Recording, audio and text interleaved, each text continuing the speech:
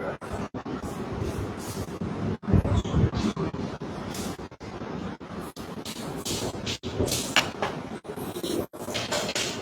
الحمد لله نحمده ونستعينه ونستغفره ونعوذ بالله من شرور أنفسنا وسيئات أعمالنا إنه من يهده الله فلا مضل له ومن يضلل فلا هادي له وأشهد أن لا إله إلا الله وحده لا شريك له وأشهد أن محمدا عبده ورسوله أما بعد فإن خير الحديث كتاب الله وخير الهدي هدي محمد صلى الله عليه وسلم وشر الأمور محدثاتها وكل محدثة بدعة وكل بدعة ضلالة وكل ضلالة في النار أما بعد. We give thanks to Almighty Allah subhanahu wa ta'ala. May the blessing and peace be upon the Prophet Muhammad, his household and companions all together. Inshallah, this is going to be a continuation of the explanation of the book Al-Muharrar fil Hadeeth, written by Sheikh Abdul Ganiy alayhi rahmatullah. وعن الحجاج بن أرطاة عن عمرو بن شعيب عن أبي عن جدي أن رسول الله صلى الله عليه وسلم قال إن الله قد زادكم صلاة وهي الوتر رواه أحمد وحجاج غير محتج به ولم يسمع من أمر.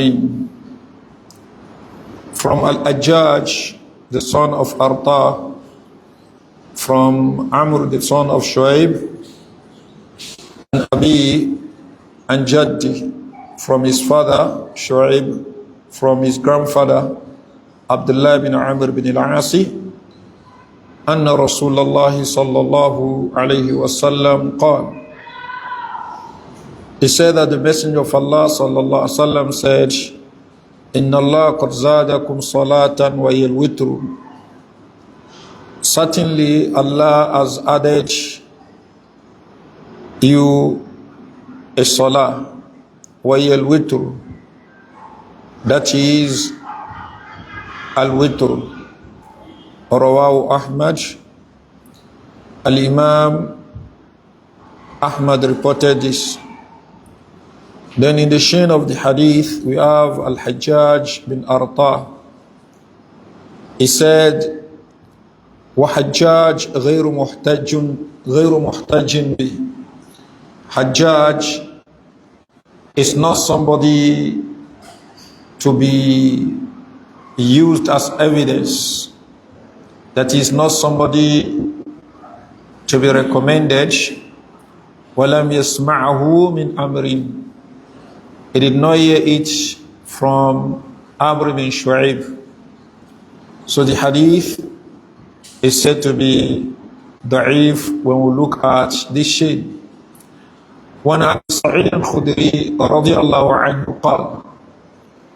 From Abu Sa'id al-Khudri, may Allah be pleased with him, he said, قال رسول الله صلى الله عليه وسلم إن الله عز وجل. The Messenger of Allah صلى الله عليه وسلم said, certainly Allah the Mighty, the Great, زادكم صلاة إلى صلاتكم, has increased you a salah to your salah. هي خير من حمر النعم. This prayer is better than the red camels. The Arabs, they used to value red camels. Just like somebody who has the latest car in our time. So the one who has or who had a red camel then had the best ride. So the Messenger of Allah sallallahu alaihi wasallam said, Allah has added you a salah that is better than the red camels. Ala wa hiya rak'atani qabla salat al-fajr. He said, listen, they are watched 2 rakah before Salat al-Fajr. Rawahu al-Bayhaqi bi isnadin sahih. Al-Bayhaqi reported this with an authentic shade.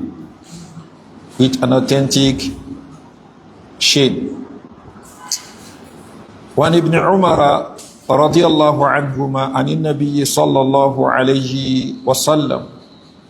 Abdullah bin Umar reported from the Prophet sallallahu alaihi wasallam. He said, "Ij'alu akhira salatikum bil-layli witra." Muttafaqun alayhi. He said, make your last salah at the night to be odd. One Abi Salama radiallahu anhu قال, from Abu Salama, may Allah be pleased with him, he said, سألت عائشة رضي الله عنها عن صلاة رسول الله صلى الله عليه وسلم.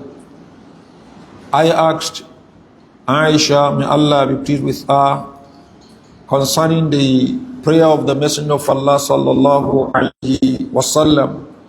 فقالت, and she said, كان يصلي 13 ركعة. He would observe 13 rak'ah. يصلي 8 ركعات. He will observe 8 rak'ah. ثم يوتر. ثم يصلي ركعتين وهو جالس. Then he will observe his witru. Then he will pray 2 rak'ah while seated. فإذا أراد أن يركع قام فركع. When it was time for him to do ruku, he would get up and he would do ruku. ثم يصلي ركعتين. Then he will observe 2 rak'ah. ثم يصلي.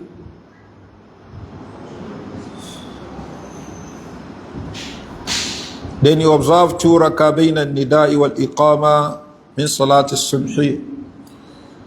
You will observe 2 rak'ah between the adhan and the iqama min salat al-subhi, of the subhi salah. Rawahu Muslim. Al-Imam Muslim reported this. That is 13 altogether, 8. Then you will observe witru, making 9. Then you will sit down, observing 2 rak'ah, making 11. Then we will observe 2 rak'ah, making 13. So the 2 rak'ah would be the rak'at al-fajr. وعن مسروق قال, from Masruq he said, سألت عائشة عن صلاة رسول الله صلى الله عليه وسلم بالليل. I asked Aisha concerning the prayer of the Messenger of Allah sallallahu alaihi wasallam at night. فقالت, she said, 7 وتسع وإحدى عشرة. You observe 7 rak'ah, that is at times. وتسع, you would observe 9 rak'ah at times. وإحدى عشرة, you observe 11 rak'ah at times. سوى ركعتي الفجر, apart from the rak'at al-fajr. Meaning, if we add the rak'at al-fajr to the 11 rak'ah, it will be 13. If you add it to 9 rak'ah, it will be 11. If you add it to 7 rak'ah, it will be 9. So at times, it will do this, it will do this. It depends on how it lengthens the salah, that is each rak'ah. It depends on how he lengthened each rakah. So he may not have the time, or he might not have the time to go to the level of 11 rakah at times. Maybe by the time he had prayed 7 rakah, maybe the Fajr was approaching. So that means he will not be able to watch, to go to the length of 11 rakah. So you just bring the rakah al-Fajr. As he has said, Salatul Layl Mathna Mathna. The prayer of the night is 2 rakah. فَإِذَا خَشَ أَحَدُكُمُ الصُّبْحَ. When one of you fears that subh may come anytime or may appear anytime, he said what? فَلْيُوتِرْ فَلْيُصَلِّ وَاحِدًا تُوتِرْ لَهُ مَا قَدْ صَلَّى. He should observe witr with one, so that to be the witr of what he had observed. وعن طلق بن علي رضي الله عنه, from Talq, the son of Ali, may Allah be pleased with him and his father, قال, he said, سمعت رسول الله صلى الله عليه وسلم يقول, I heard the Messenger of Allah sallallahu alaihi wasallam say, لا وتران في ليلة, لا وتران في ليلة. That is, there is no 2 witru in a night, or there are no 2 witru in a night. رواه أحمد وأبو داود والنسائي وابن حبان والترمذي وقال حديث حسن غريب. Al-Imam Ahmad reported this, and Abu Dawood and Nasai and Ibn Ibn, likewise at-Tirmidhi. وقال حديث حسن غريب, and he said it is hadith that is Hasan. When Al-Imam Tirmidhi said the hadith is Hasan, that means the chain of that hadith is weak, but it has another chain that is also weak. So both chains will corroborate one another to get elevated to the level of Hasan. So this is the terminology of Al-Imam at-Tirmidhi. And before him, Al-Imam al-Bukhari alayhi rahmatullah also used similar terminology. But when he said Hasanun Gharib, Gharib, that has what? A shade. That is a shade. The report is from one person. So in a situation like this, maybe it is Gharib, as in from a teacher that has maybe many students, like 5 or 4 students. If one of them is reporting that hadith from him, why others will not report it, it will be said to be what? Gharib in that situation. Not that there are no other shades. So the hadith is said to be sahih, is authentic. Now, when we go to Sunan Abi Dawood, Al-Imam Abu Dawood has a shade, حدثنا مسدد قال حدثنا ملازم بن عمرو قال حدثنا عبد الله بن بدر عن قيس بن طلق قال. قيس بن طلق, the father is Talq bin Ali, while the son is Qais bin Talq. So قال زارنا طلق bin Ali. Qais bin Talq said, Talq bin Ali, referring to his father, visited us في يوم من رمضان, in one of the days of Ramadan. وأمسى عندنا, and he was with us till sunset. وأفطر, and he broke his fast with us. ثم قام بنا الليلة, then he led us that night. وَأَوْتَرَ بِنَا, and he also observed witr. That is, he did the Qiyamul Layl or the Taraweeh with us, and he ended it with witr. ثُمَّ انْحَدَرَ إِلَى مَسْجِدِ. After that, he went to his own masjid. That is, Qais bin Talq bin Ali said his father Talq bin Ali, having led them in Salaat at-Tatawwu with witru, he added for his own masjid. فَصَلَّى بِأَصْحَابِهِ, and he led his people in Salah. That is another Taraweeh. حَتَّى إِذَا بَقِيَ الْوِتْرُ, until it was time for witru. قَدَّمَ رَجُلًا, he asks for a man to lead them. You know, he had prayed witru before in the house of his son. So in this case now, he did not want to repeat the witru again. So he had to ask somebody to lead them in witru. Qaddama, he put forward rajulan, a man. Faqal awtir bi ashabik, he said, observe witru with your people. Fa inni sami'tu an-nabiyya sallallahu alayhi wa sallam yaqul, I heard the messenger of Allah sallallahu alayhi wa sallam say, la witrani fi laylatin. La witrani fi laylatin. There are no two witru in a night. So this is the story that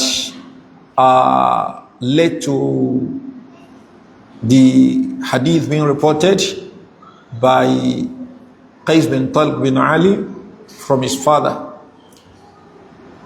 I hope this is clear. La witrani fi laylatin. There are no two witri in a night. Now if you go to Sunan al-Tirmidhi, he said, حدثنا هناد قال حدثنا ملازم بن عمرو قال حدثنا عبد الله بن بدر عن قيس بن طلق بن علي عن أبي قال سمعت رسول الله صلى الله عليه وسلم يقول.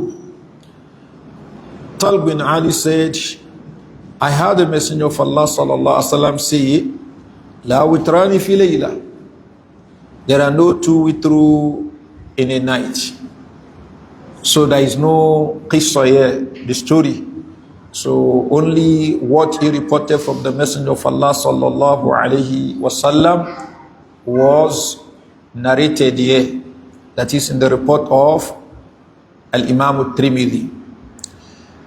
Al-Imam al-Tirmidhi, as usual, he will comment on a hadith. Maybe at times he will talk about the ahkam of that hadith, or what the scholars have said concerning the hadith, maybe in terms of the rulings. If there is a difference of opinion, he may mention that. He said here, after reporting the hadith, وَاخْتَلَفَ أَهْلُ الْعِلْمِ فِي الَّذِي يُوتِرُ مِنْ أَوَّلِ اللَّيْلِ. The scholars, they differ concerning the one that observes his witru at the beginning of the night. That is after Salatul Isha, for instance. ثُمَّ يَقُومُ مِنْ آخِرِهِ. Then at the later part of the night, he gets up. He gets up to observe more salah. فرأى بعض أهل العلم من أصحاب النبي صلى الله عليه وسلم ومن بعدهم نقض الوتر.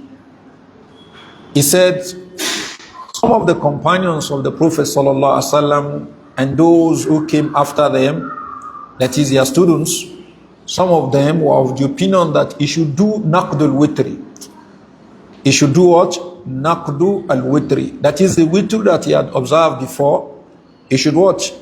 He should revoke it. How this is clear. وَقَالُوا, they said, يُضِيفُ إِلَيْهَا رَكَعَةً, that he should add a rakah to it. That is, he should come up with a single rakah. Having observed it, he will do tashahud and make taslim. So meaning that one rakah that he observed will be augmenting the first rakah of witr, the one rakah of witr. So then it becomes what? Even. It becomes what? Even. فَيُصَلِّي مَا بَدَى لَهُ. Then having done that, he can observe as many rakah as possible. Then you go back to Salatul Layl, Mathna, Mathna. That is, he will continue to observe two. Witru that he had observed before.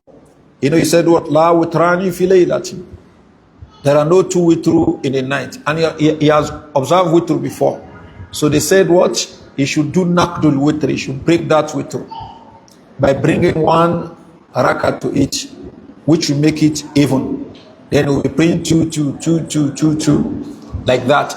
So this will enable him to watch, to observe another witr. How this is clear. So he said, يُضِيفُ إِلَيْهَ رَكَعَةً وَيُصَلِّ مَا بَدَى لَهُ. He will add a rakah to it, and he will pray. He will add to each another rakah. وَيُصَلِّ مَا بَدَى لَهُ. And you observe as many salah as possible. That is, as many rakah as possible. ثُمَّ يُتِرُ فِي آخِرِ صَلَاتِ. Then at the end of the salah, he will observe the witr. لِأَنَّهُ لَا وِتْرَانِ فِي لَيْلَةٍ. Because there are no two witru in a night. وَهُوَ الَّذِي ذَهَبَ إِلَيْهِ إِسْحَاقٌ. This is the position of Ishaq bin Rahway, one of the friends of Al-Imam Ahmad alayhi rahmatullah. وقال بعض على العلم من أصحاب النبي صلى الله عليه وسلم وغيرهم.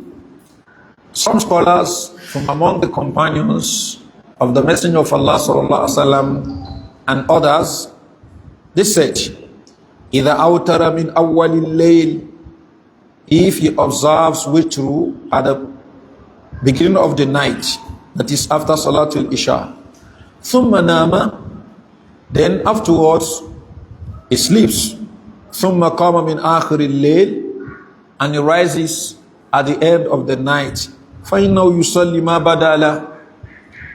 He should pray whatever he can pray. ولا ينقض وتره. He shouldn't break the witr. ويدع وتره على ما كان. He should leave the witr as it is. وهو قول سفيان الثوري.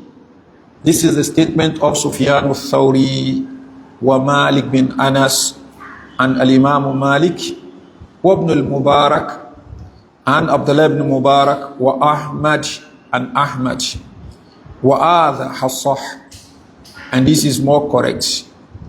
لأنه قد روي من غير وجه أن النبي صلى الله عليه وسلم قد صلى بعد الوتر.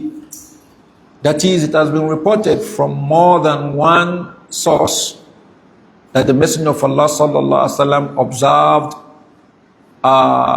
some rakah after what? Witr. You know, we just mentioned one. We just mentioned one that the Messenger of Allah sallallahu alaihi wasallam observed how many rakah? 8. Then he observed one rakah. Then he brought 2 rakah seated. So making what? Making 11. Then he observed rakat al-fajr, making 12. So making 13, sorry. So with this, we say he doesn't need to break the witr. He has observed the witr. So how are we now going to relate with the hadith? Ij'alu akhira salatikum bil-layli witra. Let the last salah that you observe at night be odd. So scholars say this is lil istihbab. It's not lil ujub. It's not wajib. So if you have observed your witru and you get up at night, instead of doing nothing, you can observe as many rakah as possible. You can observe as many rak'ah as possible. Now, as I said, Al-Imam al-Tirmidhi alayhi rahmatullah brought the hadith from Talib bin Ali. He did not narrate the story that led to Talib bin Ali quoting the hadith. He only quoted what he heard from the Messenger of Allah sallallahu alaihi wasallam. Yeah. When the report of Abu Dawood, he mentioned the story before mentioning the hadith. So, and you benefit from both. You benefit the story from Abu Dawood, and you benefit ahkam from Al-Imam al-Tirmidhi. So Al-Imam al-Tirmidhi alayhi rahmatullah commented on that. And you can see that he said some people among the companions and those who came after them, that is, their students. So some were of the opinion that you break the witru, you had a rakah to eat, and what? You now continue to pray two. After that, you bring your witr. So with this, you do what we know as what? Naqdu al-witr. And he said this is a view of Ishaq bin Ra'awi.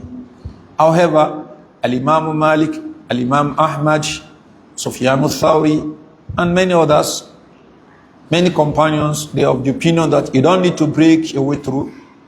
Messenger of Allah sallallahu alayhi wasallam also observed salah where he did not make his way through the last salah. He observed 2 rak'ah after he had observed the witr. So we can say what? Ij'alu akhira salatikum bil-layl witra. Is the list of istihbab, not lil ujub. How this is played. Now there is something that we can also understand from that hadith, from particularly when we go back to the qissa, to the story. Talib bin Ali observed Taraweeh with his son and their people. Then he went to his own house again and observed Taraweeh again. Only that he did not repeat the witr. So definitely this companion, Talib bin Ali, prayed more than 11 rak'ah. I hope it is clear.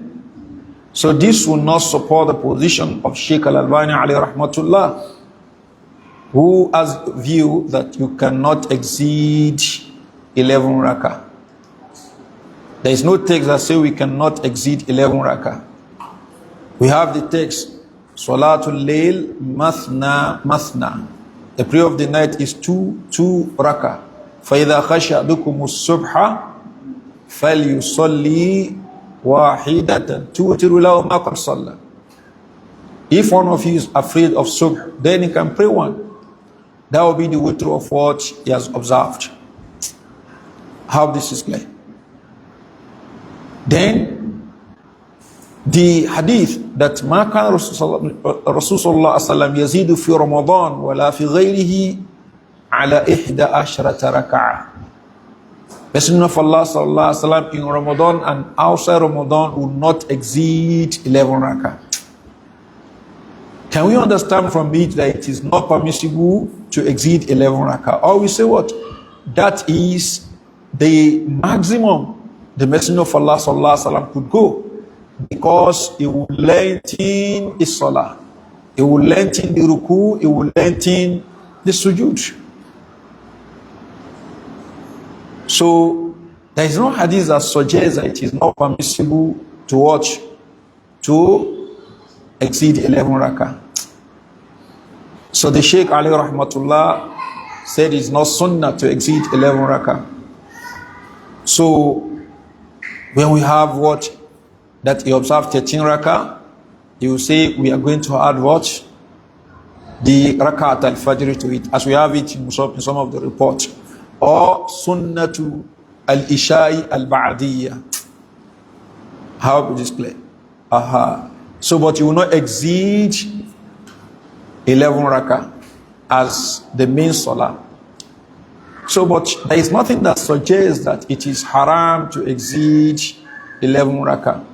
But he would not exceed because of the way he would observe his salah. That was why it was reported, or it was mentioned by Ibn Taymiyyah alayhi rahmatullah, as contained in Majmu' al-Fatawa, that the Messenger of Allah sallallahu alaihi wasallam did not do ta'kid of what, of a particular number that we should not exceed. He says any person that says that should also, that is the Messenger of Allah sallallahu alaihi wasallam, if any person says he does not, or he did not exceed 11 rakah, that person should not only limit it to 11 rakah. He should also say one should lengthen the salah the way the Messenger of Allah sallallahu alaihi wasallam will lengthen it. Not just taking out of what the prayer of the night of the Messenger of Allah sallallahu alaihi wasallam the number of the rak'at. He should also take what the lengthening of the rak'ah, the sujood, and the likes. So, and that's why what most scholars are upon is that you can observe more than 11 rak'ah. And that's what Al-Imam al-Tirmidhi, in some of the fiqh that you mentioned, in some of the hadith, he talked about the way people who observe their Taraweeh. So where people observe maybe 21 or so rak'ah, 40 or 2 rak'ah, like that. He mentioned all this as what people would do. The people of Medina, they used to observe above 40, like 42 or so, or 46. Why the people of Makkah, they will observe like 21 or so. So he mentioned all this as contained in what? In Sunanu at-Tirmidhi. To tell us that the Salaf, they did not understand restriction from the practice of the Messenger of Allah sallallahu alayhi wasallam, that it would not exceed 11 rakah. They understood from it that that is how far it could go because of the lengthening of the salah. So we can say that the best is 11 rakah with the way the Messenger of Allah sallallahu alaihi wasallam did it. If one can do it that way, that is the best.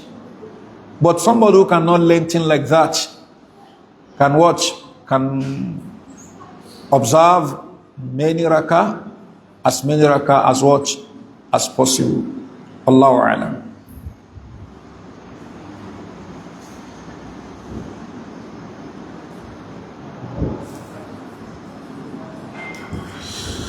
وعن أبي بن كعب رضي الله عنه قال كان رسول الله صلى الله عليه وسلم يوتر بسبح اسم ربك الأعلى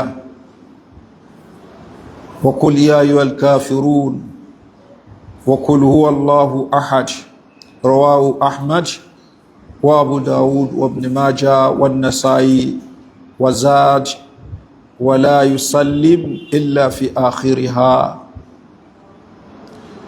Ubay ibn Ka'b radiallahu anhu said the Messenger of Allah sallallahu alaihi wasallam will observe 3 rakah at a go. In the first rakah, he would watch, he would read Surah Al-Fatiha and Sabbih Isma Rabbika Al-A'la. The second rakah, Qul Ya Ayyuhal Kafirun.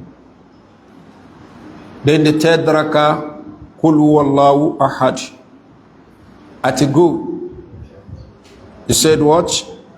Wala yusallim illa fi akhiriha. He will not make taslim except in the last rakah.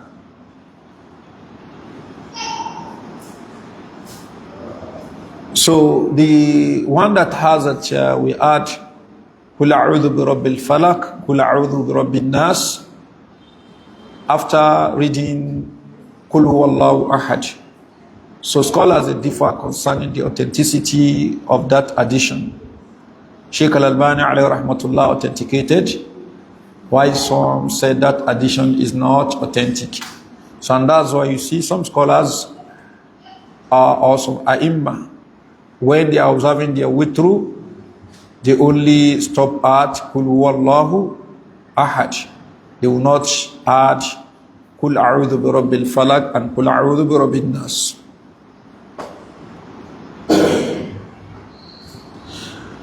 وعن عائشة رضي الله عنها قالت كان رسول الله صلى الله عليه وسلم يصلي من الليل 13 ركعة يوتر من ذلك ب5. Aisha radiallahu anha said the Messenger of Allah sallallahu alaihi wasallam will observe 13 rakah at night. 5 out of the 13 rakah will be watched witr. لا يجلس في شيء إلا في آخرها. He will not sit except at the last one. That he observe what? 8 rakah. Huh? So he will make taslim there. Then he will bring 5 rakah at a go. No sitting. So no sitting. لا يجلس في شيء إلا في آخرها. رواه مسلم. Al-Imam Muslim reported this. So Sheikh Al-Albani alayhi rahmatullah, if he wants to comment on this, he will say what? You add Sunnatul Isha al-Ba'diyya. ومنها قالت وعنها, and from our mother Aisha, she said, من كل الليل قد أوتر رسول الله صلى الله عليه وسلم من أول الليل وأوسطه وآخره فانتهى وتره إلى السحر متفق عليه واللفظ لمسلم. She also said the Messenger of Allah sallallahu alaihi wasallam had observed his witr after Salatul Isha. He once or sometimes he observed what? His witr around that time. And he had observed his witr at the middle of the night. And he had also observed it at the last part of the night. But most of the time, towards the end of his life, he would delay his witr to the last part of the night. So it depends on which one is convenient for one. If what is convenient for you is to observe your witr before you go to bed, you have what? Evidence for that. If what is convenient is to wake up during the night, you have evidence for that. And if you decide to delay it to the last part of the night, you have evidence for that. And that is what the Messenger of Allah sallallahu alaihi wasallam did towards the end of his life.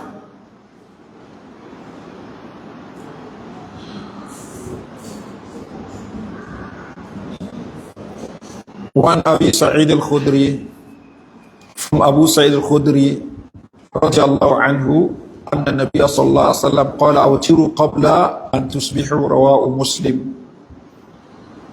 Abu Sa'id al-Khudri said the Messenger of Allah صلى الله عليه وسلم said, observe your witr before it dawns. Before it dawns, that is before Subh comes out, before the Fajr comes out. وروي عن جابر بن عبد الله رضي الله عنهما قال قال رسول الله صلى الله عليه وسلم, the Messenger of Allah صلى الله عليه وسلم said, من خاف ألا يقوم في من آخر الليل فليوتر أولا. Whoever fears that he will not get up at the last part of the night, فليوتر أولا, he should observe his witr at the beginning of the night. وَمَنْ طَمِعَ أَنْ يَقُومَ آخِرَهُ, and whoever desires to get up at the last part of the night, فَلْيُوتِرْ آخِرَهُ, he should delay his witr to the last part of the night. فَإِنَّ صَلَاةَ آخِرِ اللَّيْلِ مَشْهُودًا, for the prayer of the last part of the night is witnessed, that is by the angels. وَذَلِكَ أَفْضَلُ, and this is better. But all of them are what? Good. If you observe at the first part of the night, that is after Salatul Isha, it's okay. If you observe in the middle of the night, it's okay. But observing it at the last part of the night, this is the best. وَذَلِكَ أَفْضَلُ. This is because the angels what witness this. The angels who are coming for Salaat al-Subh, they will also witness this. So inshallah we stop here. Subhanaka Allahumma bihamdik ashhadu an la ilaha illa ant astaghfiruka wa atubu ilayk. Now, sorry, trying to explain this. okay. The hadith that says, "Anta wa mawdi," is to what extent? And can we even say the father is faulty if the father should take, maybe you have 1 million, the father just go into your account, take 900,000, do something, to what extent? Now the hadith that says Anta wa maluka li abik, you and your wealth belong to your father. So does that mean that the father can take any amount of our money? Because the Messenger of Allah sallallahu alayhi wasallam has said, Anta wa maluk li abik. No, that is not the meaning of the hadith. The meaning of the hadith is that if your father is in need, he can take from your money. If the father is in need, he can take from your money in such a way that will not affect you. Not that your father owns your money, can spend it anyhow. And that is why if one dies and the father is still alive, we look at the heirs of the deceased, who are those that he has left behind. If he has left behind a male child who fulfills all the necessary conditions of inheriting a father, the father cannot take more than 1/6 of the bequest. He can't take more than 1/6 of the bequest. So the son of the late son will block the father from inheriting more than 1/6 of the property. So if you say big, so if the father takes the whole weight, that will be against the Quran. Likewise, there are a lot of people that will inherit available. The wife of the deceased has the right to inherit 1/8 if there is a child, whether male or female. And if there is no child, she has the right to inherit 1/4. The mother of the deceased, if she is alive, she has the right to inherit 1/6. The husband, if the person that is dead is a female, the husband also has the right to watch, to inherit. So, the hadith should be understood to mean your father can take from your money, your wealth, in such a way that will not affect you. In such a way that will not affect you. Because there are people that you are supposed to also take care of. You have what? Children. And the basis is that if the father has enough, it is not the responsibility of the child to spend on him. If he does anything, he is part of what? Trying to get his watch, his pleasure. Take for instance, a Dangote, for instance. A Dangote. Is it the responsibility of the children to spend on him? No, he has enough. He has enough. So it's not their responsibility. If the father or the mother has enough, It is not the responsibility of the children to spend on him or her. But we should be nice to their parents in whatever way they can do the nicety. But it's not their responsibility to spend. So the hadith, Anta wa maluk li abik, should not be misunderstood. What it means is that your father can benefit from your money. If he's in need, he can take from your money. That doesn't mean that he can take anyhow. Because there are people that you are responsible for. The wife is there, the children are there. So you take care of yourself too. These are people that what you are supposed to take care of, particularly your wife. I say particularly your wife, because if the children also have enough, it's not your responsibility as a father to spend on them. If they have what? Enough. But your wife, even if she's what? The richest woman on the surface of the earth, you still spend on her. So, wallahu a'lam. Now, Walaikum salam. The hadith that allows for observing Rawi in congregation during Ramadan. Can one use that as a yardstick outside Ramadan?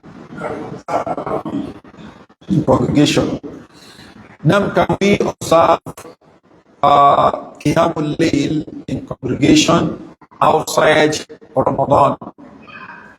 If it happens once in a while, maybe you visit a friend of yours, for instance, or it happens between a man and his wife, a man and his family, once in a while, not something that has been fixed. There is no harm in this.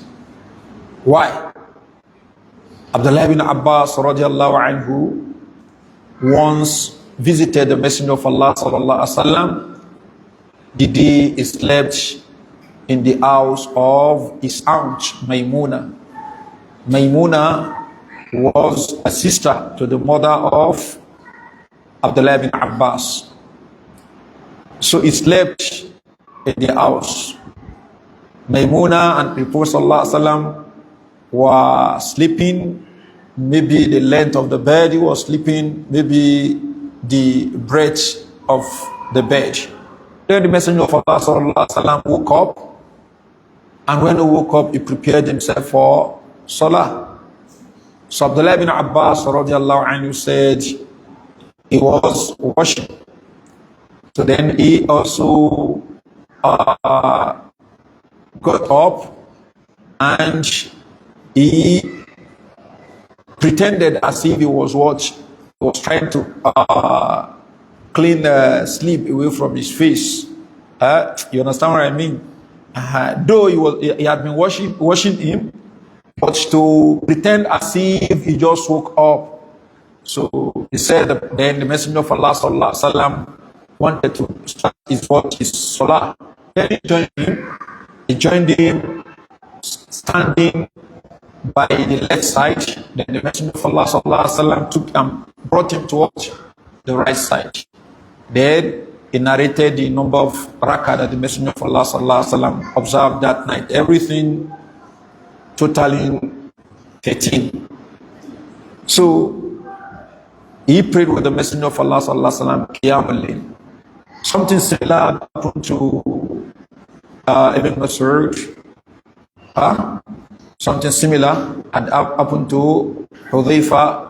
So at times, the Messenger of Allah sallallahu alaihi wasallam will observe Qiyamul Layl in congregation once in a while. So if a man and his wife practice that once in a while, not that fix it, maybe they say every Thursday that ends the month, no, this will be bid'ah. But it does happen coincidentally. There is no harm in this. This is clear. So this tells us that it is wrong for people to be observing the Shafa and Witru after Salatu al-Isha in Jama'ah outside Ramadan, the way they practice in some masajid, that they will observe Shafa and Witru in Jama'ah. This is bid'ah. So Allah. Sorry, how authentic is takaful life insurance? Life insurance. How authentic is life insurance or life assurance? How authentic is that? Now you say takaful. Now, life assurance, this when we look at the conventional one, it is what? It is riba, and it is what? It is qimar. It is gambling and it is riba. Because when you want to assure your life, you see, if you are no more alive, you want them to do so and so for your family. You have agreement with them and you are paying premiums. So if it happens that the time that you have agreed, something happens, so even if you have not paid to the amount that you have agreed, the amount, you have what fixed here, let's say 10 years, 20 years for instance. If all that you have paid is not up to that, you have not spent to that time before one dies. So in that situation, the insurance company will have to indemnify. So they have to pay. All that have agreed, they do that to your family, despite the fact that you have not paid up to that amount. Here they are losing. Why the one who has assured his own life is gaining. So this is what? Gambling. And it is certain that one of them is going to lose. He said that person is going to pay the premiums up to the time they agree and nothing happens to him. That means all the premiums that he has paid are gone. Or it is the insurance company that is going to lose. But it is certain that one side will lose. So this is what? Gambling. Then if you look at it, the money that they are given is not the same. We know what the issue of Yadan, the Yadi, Mithlan, the Mith. So riba is involved in this as well. So whether life assurance or other ones, other types of insurance, they are what? Gambling and what? Riba. They are gambling and riba. But the one they call takaful, or we say what? At-ta'aminu ta'awuni. At-ta'aminu at-ta'awuni. That is a cooperative insurance. This, some people, they introduce it in Islamic finance, so to say. So this is when people come together. They come together and they say, if anything happens to any one of us, the money that you are contributing, we use that money to bail the person out. But the intention for doing this is what? Is fi sabilillah, so to say. That is tabarrur. They are what? They are donating it. Not that when it is my turn, you have to watch. You have to also do for me. No. So if anything happens, they try to watch to bail one out. If there is money, and if there is no money, so you won't say, after all, I've paid. No. Because if it's after all, I've paid, you go back to watch the usual for the commercial insurance. So you are doing it what? Tabarru'an.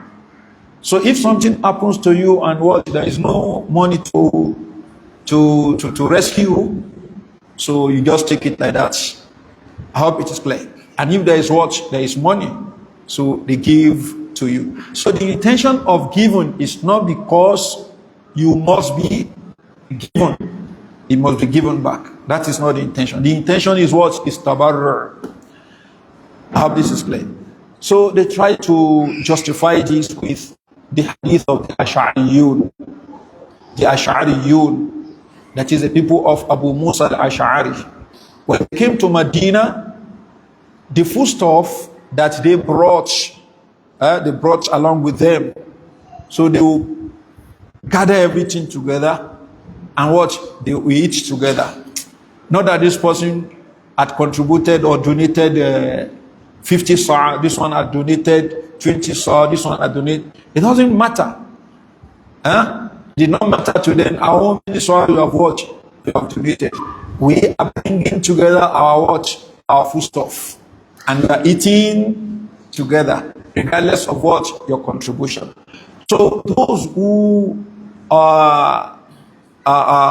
permitted this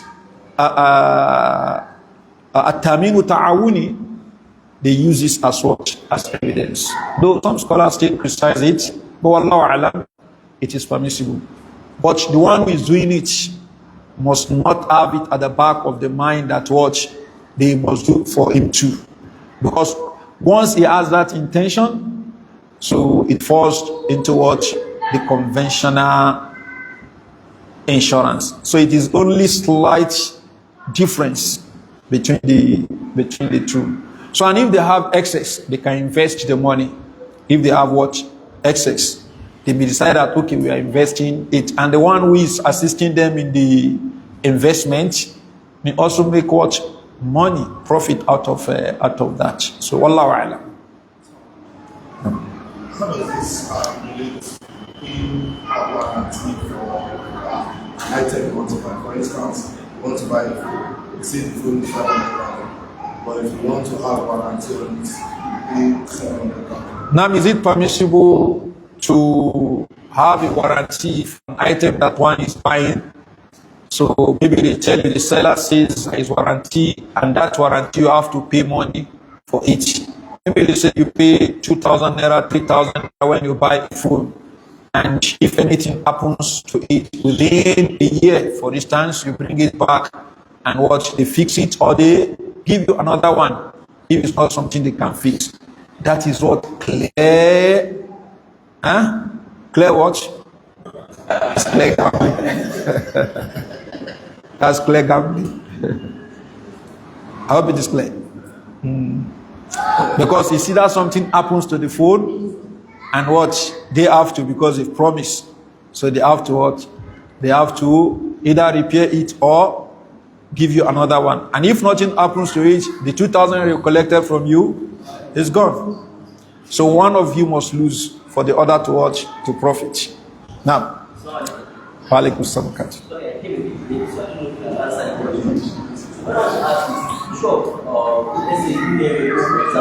Now? Health insurance, okay.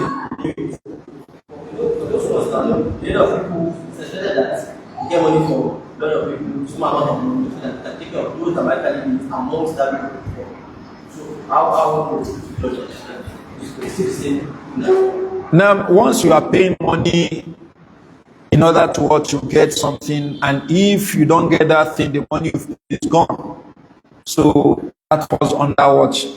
Under gambling. Whether it is health insurance or whatever, as long as you are asked to be paying premiums. So if something happens to you, they treat you. If nothing happens to you, the money you pay is gone. So this is gambling. Is it that the money you pay goes because you do not fall sick, or you fall sick and the money you've paid is not up to the amounts that they are going to use to treat you? So it is what? It is gambling. So it is haram. It falls under what? Under insurance. So the conventional insurance. So if the government has not imposed it on people, it is what? We say it is haram. But if they impose it on you, then in that case, la yukallifullahu nafsan illa wus'aha.